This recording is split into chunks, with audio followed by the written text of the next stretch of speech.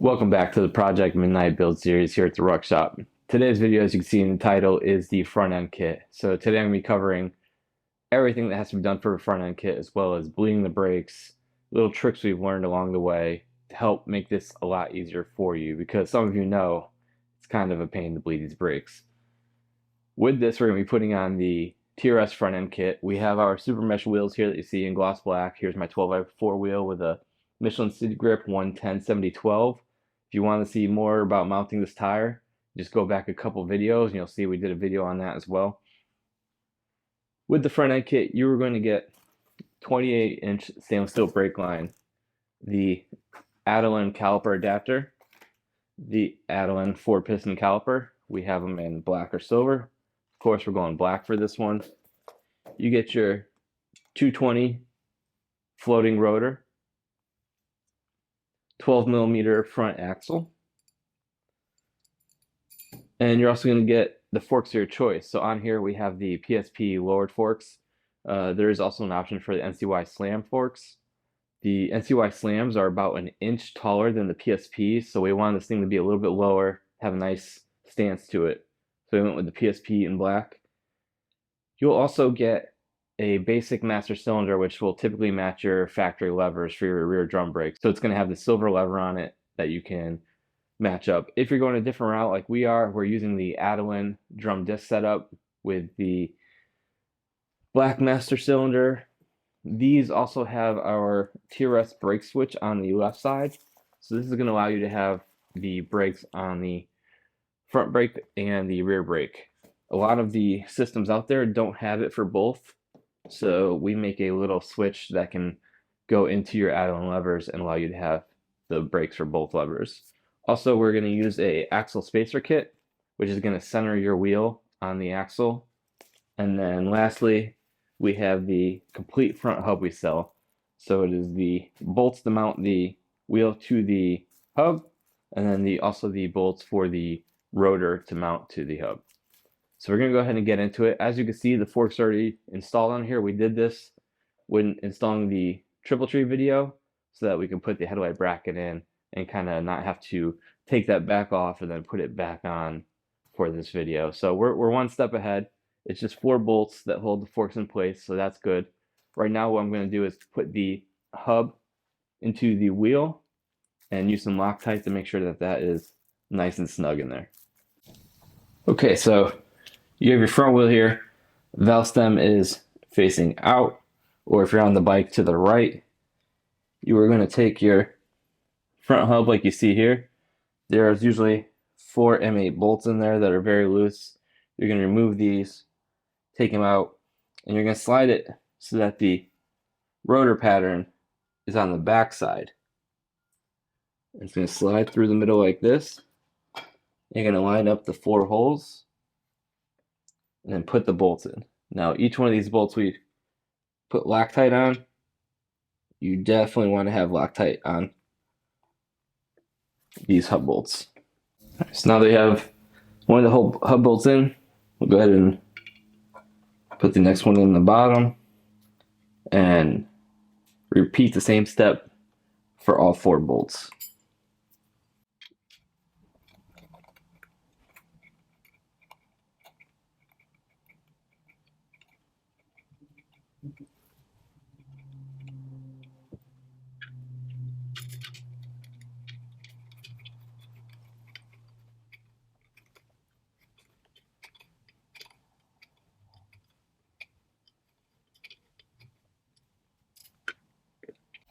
Okay, so now that the hub is on and bolted in, as you can see here, I'm going to go ahead and run some blue tape around the lip of the front and back of this, because while I'm putting this together, I don't want to risk the lip of the wheel getting chipped or anything while I'm lining it up in the fork, centering it. So even if you have polished wheels, I still recommend doing this just to save the lip of the wheel from getting gashed. You know, you spend a lot of money on these wheels, and I'd hate for it to get scratched up before you even get to ride it. So So while you're doing this, you're putting on your front disc brakes. Doesn't have to be crazy, just something like this. I'm going to go ahead and repeat it on the other side, and then we will bring the camera over to the front and get going on that. Okay, so now that I have the wheel taped up on the lip here, I just kind of slid it in place, basically just balancing between the forks. What you're going to do next is open up your axle spacer kit, and if you go on the Ruck Shop's website, there is a instructions right there on there, so it can tell you, because there is a larger spacer and a smaller spacer, and then the two of the bolts are going to go in through here into the caliper itself. Okay, so now what we're going to do is, with the spacer kit, there's a larger and smaller of the two. There we go. The smaller one is going to go on the outside here. You're going to line that up and then put the axle through.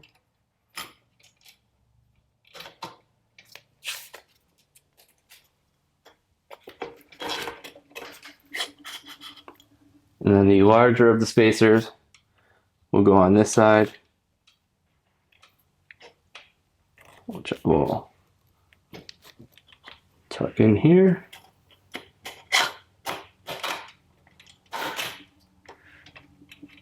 And as you can see, that's how that's going to line up. Now the only dilemma you're going to have right now is, you notice the rotor isn't on there, right? So now that I know my fitment's right, I'm just going to back out this axle a little bit so that I can remove the spacer. And then I'm going to put the rotor on with the rotor bolts. I'm going to leave them very loose right now so I can line it up in the caliper. And just like everything else that we're talking through this whole series, a little bit of Loctite on these.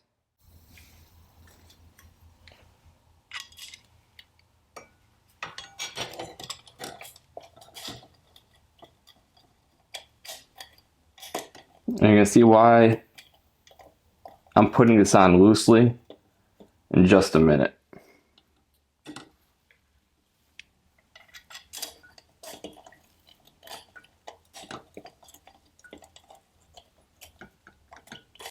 Next up, you have your add-on caliper bracket, and then your bolts that come with the add-on caliper. So the bolts that come with the caliper are meant to go through the caliper like this into the adapter. So I'm going to go ahead and put a little Loctite on these and bolt them together. So now that you have the caliper on the adapter, this is why we leave this loose. Because it's such a tight radius from the wheel to the rotor, you're able to pull this rotor out and slide the caliper in. So now that you have that in place, you're going to want to hold it real quick. Take the two bolts that come with the axle spacer kit, and not even all the way, you're going to thread them through just so it grabs. Because the next thing you're going to want to do now is go through and tighten up the rotor bolts, because you want this to be flush. Because essentially what we're doing now is going to line up this caliper center with the rotor. There are two small caliper spacers that will go in between here, but what I'm thinking is, with how thick the powder coat is, it might throw off the spacing on this a little bit. So what I'm going to do first is tighten up this rotor, and then go ahead, I'll put these on, and we'll check the spacing. There's going to be a little gap right here, so you can see if the rotor is going one way or another, so you know if you need to possibly add a smaller washer, like another 8mm washer, or maybe sand this down or go with a smaller option for the spacers. So we're going to go ahead and tighten this up now and then see what we have to do.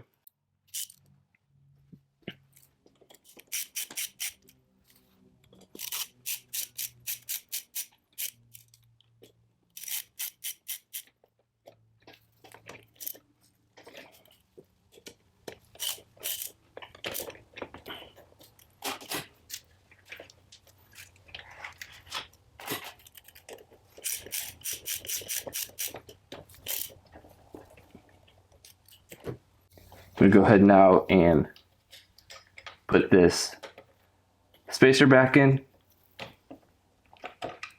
on the front hub. Push the axle back through.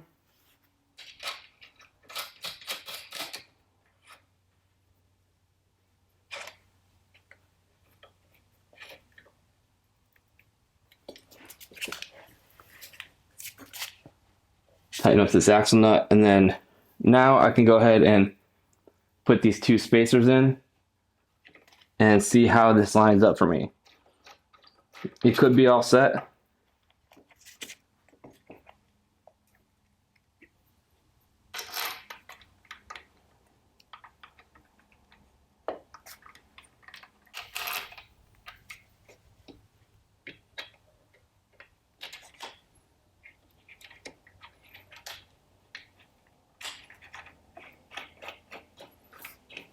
All right, so if you can kind of see there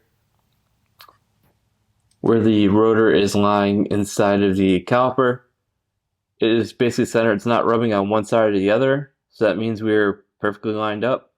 I'm gonna put some Loctite now in the two bolts here, and then from there, go ahead and button it up and then start running the brake line. Okay, so now that you have this all buttoned up here, you have the brake line that is included, which is the stainless steel 28-inch brake line. One end has a 90, that's going to go up to the master cylinder, and the straight end is going to go down to the caliper itself. This is nice, like one-piece crimp fit setup. It has less room for error. When you start doing a lot of the ones that have multiple points where these can thread on and off, they are cool looking, they're great, but they can run into more rooms for leaks. So we have, with the add-on kit, they give you a banjo that has the bleeder built in. It's a little 8mm bleeder. So we're going to go ahead and put that on, and as well as do two copper crush washers that you will put one on the banjo through the straight fitting, and then the other crush washer on the other side. Okay, I backed up the shot here. So we're going to take this, run the brake line down the channel, through the factory cage here. It's going to go down, and then, like we said, crush washer.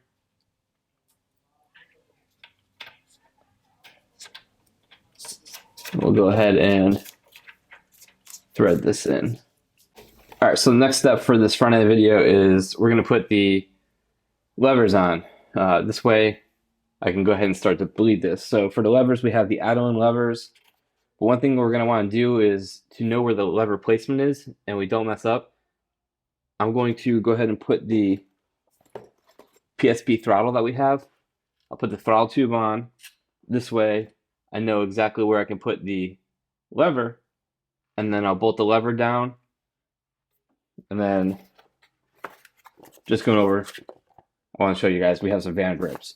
Don't necessarily have to put these on right now, but this is what we're going to be using for both sides. And with the left side, usually you're going to put the van's grip on, then your left control, and then your lever for the drum brake. So I'm just going to go ahead and open up the PSP throttle tube here.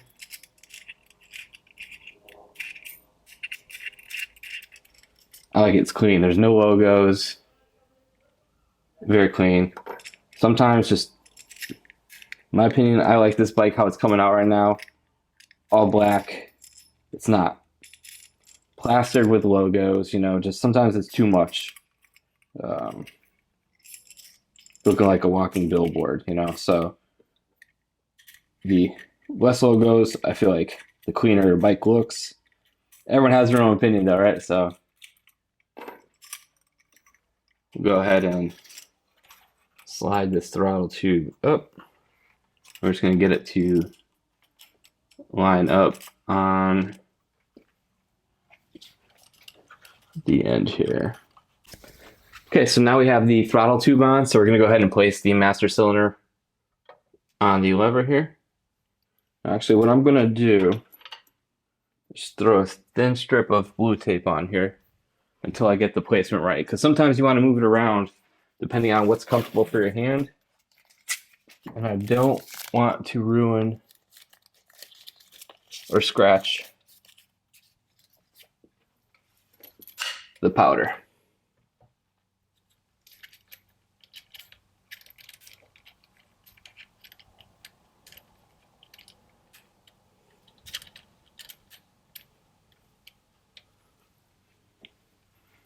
We'll use the Allen head and tighten this up.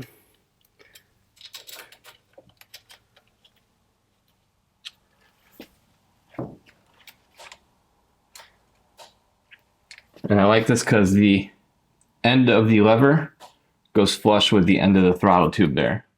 So that's probably going to be one of the better placements for it. The only thing I'm going to do is try to level this out. So it's going to be a little bit easier when going to bleed them with the master cylinder reservoir here being straight up and down. Again, I'm not going to put it too tight. In case we do want to move it. And that's too small. So I have to get the top hat of the master cylinder off. Once that's off, I can go ahead and finish up running the brake line, banjo, and start plumbing this thing. All right, so the same thing we have, let me see here. I'll just see. It's our titanium banjo bolt, and then we have 2 copper crush wires. So we're going to go ahead and put crush washer through the bolt. Another one. And then line this guy up. This one is a 12 mil. The bottom one that comes with the kit is the 14 mil. So you can see here, I have the master cylinder on. The lever there, or the brake line, that little 90 I kind of have facing down. Typically I have it facing up, but right now with it facing down, it's going to allow for when the bubbles come up through, it'll work its way up. When this is facing up, the bubbles can get trapped up in that bend.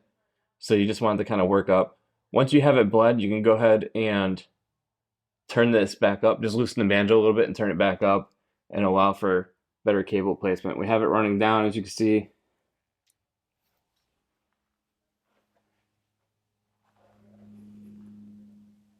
And now it's time for the fun part, the bleeding. So now we have this all set up. I'm going to put a little microfiber down here. I'm going to see if I can get a little bit of line to run off of this. Usually we have a vacuum bleeder. It's going to make it a lot quicker. You can get it Harbor Freight. And then I'm going to put another one on the handlebars here to protect that. And for the brake fluid, we're using .4 for the brake fluid. So we've used in a lot of the bikes. I'll go ahead and start pouring this in.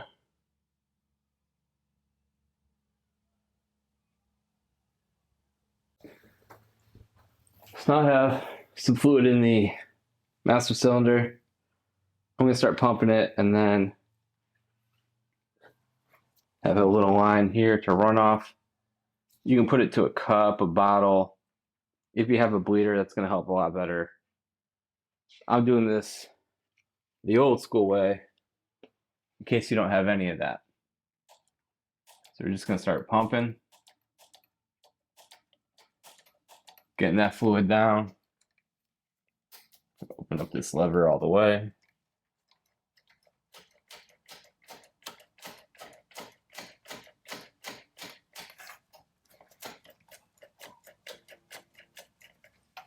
And what you want to do is hold the lever down, and then the bottom of this is a 8 mil.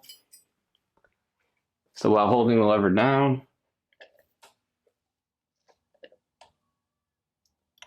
you can go ahead and loosen this up. Typically the first run or two, you're not going to get anything coming out. And go ahead and start Pump it again. Now I can already see that the fluid has gone down, so I'm going to fill this back up.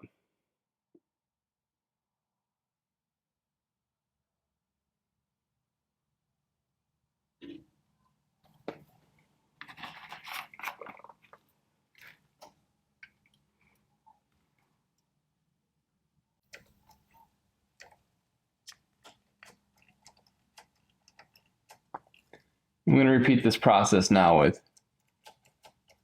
pumping it, letting that air get out. And when you're flicking the lever like this, you'll notice that the reservoir here, you'll see more bubbles coming up. Again, this part kind of gets skipped a little bit if you have a vacuum bleeder. So go back over, I'll hold down the lever, break the bleeder. You can hear what? I was able to hear some air bubbles, not a lot of fluid. Go ahead and put that back down and start bleeding again.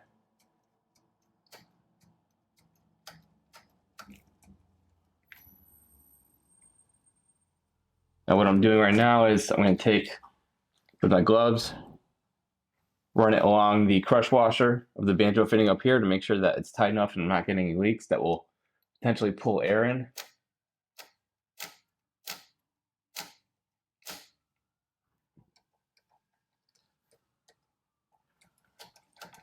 I'm just going to keep pumping.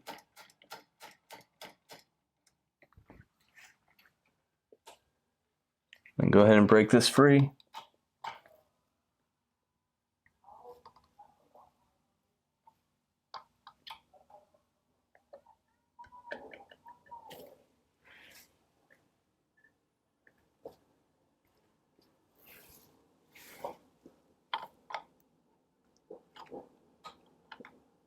Tighten her back up and back to bleeding again.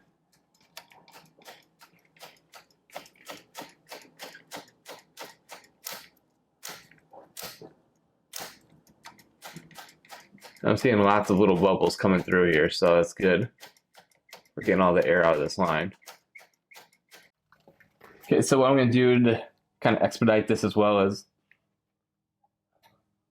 with oxygen and air bubbles always go up just like in the water, right? So if you take like a wrench and you tap the line while you're pumping it, you're going to watch a lot more bubbles coming up. And you can start from the bottom and just keep going all the way up.